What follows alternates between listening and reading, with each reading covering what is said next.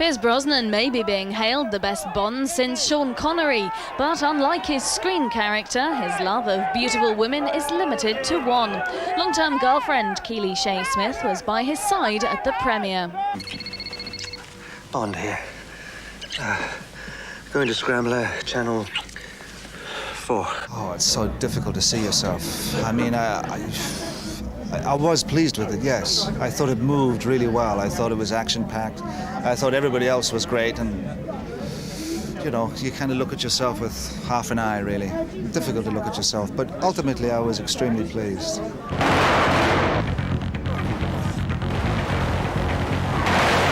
What's it like living with a Bond? Well, he's just as adventurous and suave and charming in real life, so it doesn't get any better than that. Familiar Bond faces are back. 82-year-old Desmond Llewellyn returns as Q, and Dame Judi Dench plays M. Last time in GoldenEye, you called Bond a sexist, misogynist dinosaur. What did you make of him this time round? I don't have quite so much. I think I've got more respect for him now, probably. I've met my match a bit more in this one. The Bond recipe remains basically the same. Beautiful women, fast cars and gadgets. They're just bigger and bolder.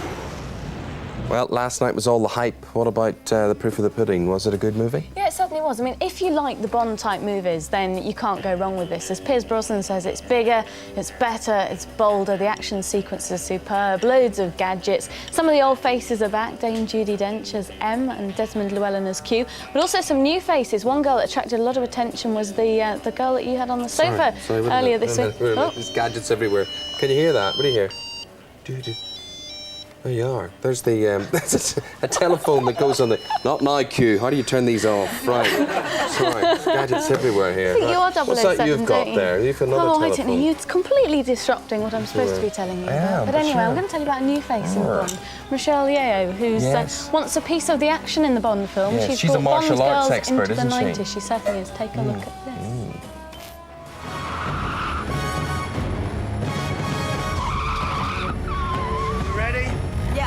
Go! Go!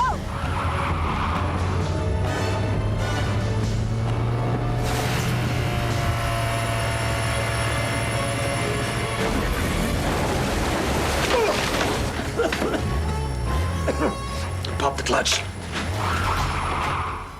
And here is that very bike which we have in the studio today. A mean machine this is, isn't it? You're not going to attempt to get on it, are you? Oh, I don't know. Whew. It is. It's phenomenal, isn't it? How much does that cost? This £12,000. And I mean, this film is absolutely amazing for product placement. The makers of this bike made the car last time round in GoldenEye, which there's now a 2-year waiting list for.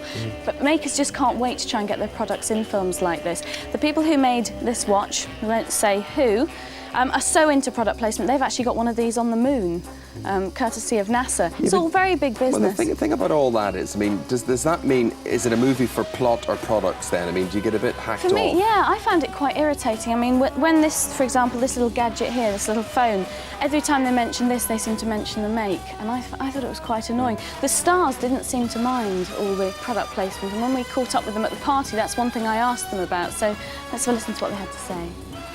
The BMW isn't as pretty as the Aston Martin, but the gadgets are as good. I mean, Q is 965 now, and Bond is still whatever he is. I think the whole James Bond whole thing is commercialised. Yeah, I think it's always been. I love gadgets, so I think they're great. It's very commercial, but I mean, you know, it's a Bond film. What else do you expect? Well, I'm sure Mr. BMW and Mr. Dunhill paid a lot of money in order to have their products plastered all over the screens. So, you know, it's advertising of its sort, but it doesn't really bother me hugely.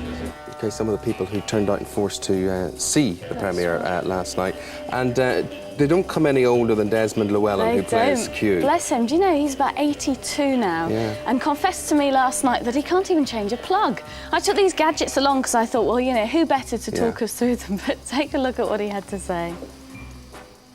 I don't know anything about gadgets. They always go wrong as far as I'm concerned.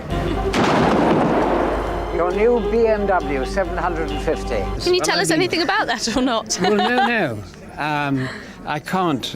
This is the Ericsson concept phone. It doesn't work. I know, it was working earlier, but then we showed Pierce Brosnan and it broke. Well, what did you expect? So I mean, keep all these gadgets well away from even beers.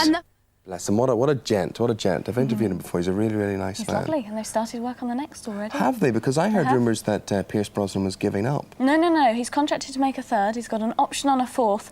But to avoid, there are a lot of problems with this Bond film, getting it off the ground, and to avoid those problems, they've already started work on the next. They haven't got a title yet.